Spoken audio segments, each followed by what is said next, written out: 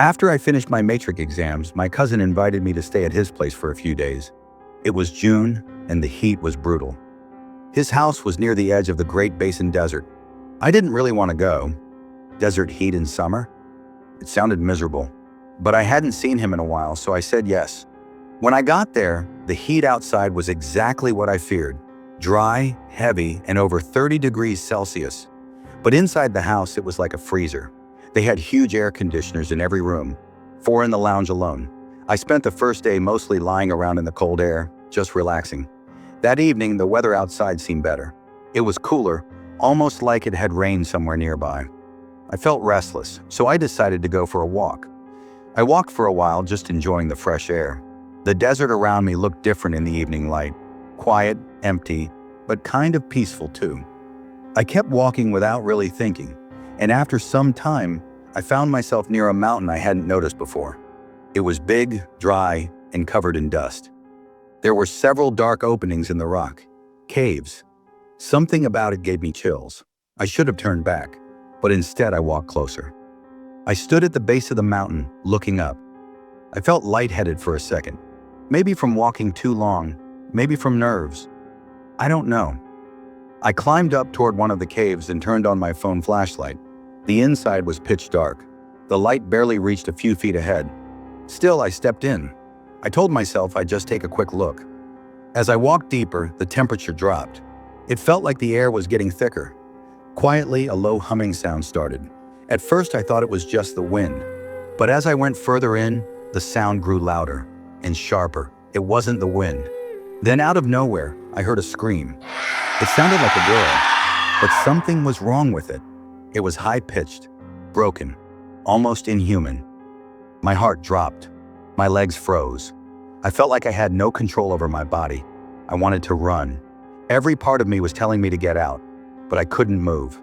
It felt like something was holding me there, or maybe my own fear was too strong. Then I heard a new sound, low, deep, like a distant growl or a massive drum beat. I slowly turned around. That's when I saw them. A swarm of bats, dozens of them, flying straight at me. But these weren't normal bats. They were huge. Their wings looked stretched, unnatural. I've never seen anything like them. I snapped out of it and bolted toward the cave entrance. I could feel them brushing past me, scratching my arms, hitting my back. I didn't look back. I just ran. Somehow I made it out. But the second I stepped outside, my legs gave out. Everything went black. When I opened my eyes, I was in a hospital room. My cousin said I had been found unconscious near the desert trail. My arms were scratched up, and I was severely dehydrated. The doctors said I probably fainted from heat exhaustion. That's the part everyone believed. But I know it wasn't just the heat. I didn't say much to anyone. It sounded too crazy, but I can still hear that scream in my head. I still remember the size of those bats. And even now, sometimes at night, I dream of that cave. Dark, endless, and waiting.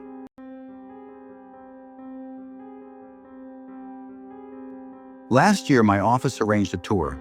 Most people pick beaches or mountains, normal places. But for some reason, our team decided to visit the Mojave Desert. When I first heard the plan, I thought it was a joke. A desert trip in November? It sounded miserable. I had no idea how right I was, or how bad it would actually get. We reached the desert in the evening. The sky was orange, the air turning cold. The sand stretched for miles with nothing but silence around us. The driver who brought us dropped us off and said he'd be back after filling the petrol tank. Then he left, and so did our mobile signals. We were completely alone. The desert looked dead, no birds, no insects, just wind whistling through empty space. We started setting up our tents before it got too dark. As I hammered the rods into the sand, I noticed something odd. The ground wasn't hard like I expected. It was soft, almost like loose skin. It made a dull, hollow sound under the hammer. But I brushed it off and kept working. Once the tent was done, I told my team I'd take a short nap. I crawled inside, zipped the flap shut, and lay down. The fabric shook from the wind, and I wrapped myself in my jacket. Just as I was about to close my eyes, I heard something. A faint slithering sound, like something smooth brushing against the fabric. I sat up. I held my breath and turned on my torch. The beam cut through the dark, and my heart nearly stopped. Right at the entrance of the tent was a pit full of snakes, Dozens of them. Their bodies were coiled and writhing, shiny scales reflecting in the torchlight like glass. My throat tightened. One of them started crawling closer, its tongue flicking in and out, sensing the air, sensing me. I looked to my left and froze. A pale, yellowish snake was slithering slowly across the floor of the tent. Its small black eyes locked with mine, and my stomach dropped. I recognized it from a documentary. The inland taipan, the world's deadliest snake. One bite, and I'd be dead in under an hour. I didn't move. I didn't blink. I couldn't even scream. Every part of my body locked up in fear. I knew I couldn't go out the front. The pit was right there.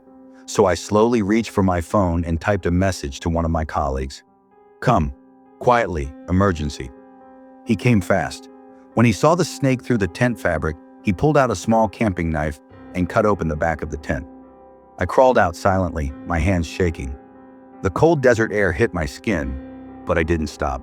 As soon as I was clear, I ran. When I got to the front of the tent, what I saw made my jaw drop. My teammates were sitting on the sand, laughing and watching a movie on someone's phone. Books, snacks, and drinks were laid out casually, right near the pit. They had no idea. Then came a sound, a loud hiss. One of the biggest snakes raised its head and began sliding toward us. Everyone froze, and then we all ran.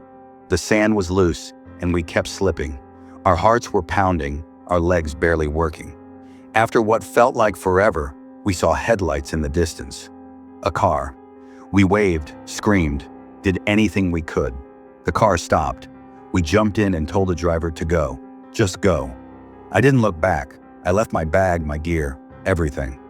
That night, none of us slept. We sat in a hotel room, replaying what happened. Some of us were still shaking. I kept checking the floor, corners, even under the bed. I couldn't stop hearing that hiss. The next morning, our boss hired a local guide to go back and collect our stuff. We never saw what he brought back, but he did say one strange thing. There were no snakes when I got there, not one. But the pit, it didn't look natural, like something had been living under it for a long time. We didn't ask more. We didn't want to know. All I can say is this: I will never go near a desert again.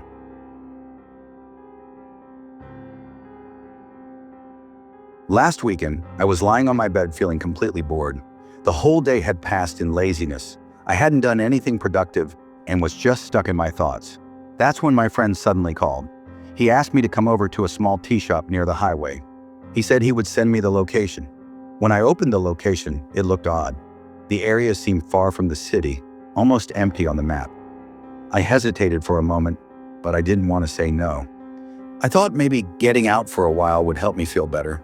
When I reached there, it was exactly like it looked on the map, quiet and deserted. The tea shop was small, made of tin sheets and faded wooden planks. A dull yellow bulb hung above the counter, flickering slightly, and the board outside had no name, just a rusted sign with peeling paint. The whole place felt cold even though it wasn't winter. There were only 3 of us, the shopkeeper, my friend, and me. I looked at my friend and asked, "Why did you bring me to this weird place?" He smiled casually and said, "This guy makes the best tea around. Trust me." We sat on old, cracked plastic chairs beside the shop. The road behind us was silent, and the field stretched out into darkness. The tea came after a few minutes, and yes, it really was good. Hot, strong, and perfectly sweet. But something didn't feel right. As we sat there, I felt this strange chill, not from the air, but inside me. The kind you get when you feel watched, even if no one is there. I kept looking around. The silence was too deep, and the place felt like it was hiding something. I whispered to my friend, "Let's go to the mall or somewhere normal. This place is creeping me out." He didn't seem bothered at all. "Relax, man. It's peaceful here. We'll just walk a bit. You'll feel better." Trying not to sound scared, I agreed. We finished our tea and began walking past the shop, heading toward a narrow dirt path. The further we went, the darker it got. There were no streetlights, just the moon above and the sound of gravel under our feet. As we walked, I started feeling uneasy. My chest felt tight. I had this strong feeling like someone was behind us. I kept turning around every few seconds. Nothing was there, but I couldn't shake the feeling. My friend kept walking ahead, talking like everything was fine. I, on the other hand, was struggling to stay calm. My neck started hurting from constantly looking back. I couldn't breathe properly. It was like the air had turned heavy. Then it happened. I suddenly stopped. I felt something pass right beside me, a gust of air or a presence. It was hard to explain, but it was real. I quickly turned, but no one was there. My heart started racing like crazy. My vision blurred for a second, and I felt like I was going to fall. I told my friend, "I want to go home now." He didn't seem scared at all. "Just a few more minutes. We're already out here," he said calmly. That's when I felt it. Anger. Real anger. I couldn't understand how he was so calm when I was literally shaking. My hands were cold, my legs were weak, and I felt like throwing up from the stress. I even thought about leaving him there and walking back alone. I stood still for a long time, maybe 20 or 30 minutes. I wasn't talking. I was just staring at the ground, trying not to panic. I felt like I was about to faint.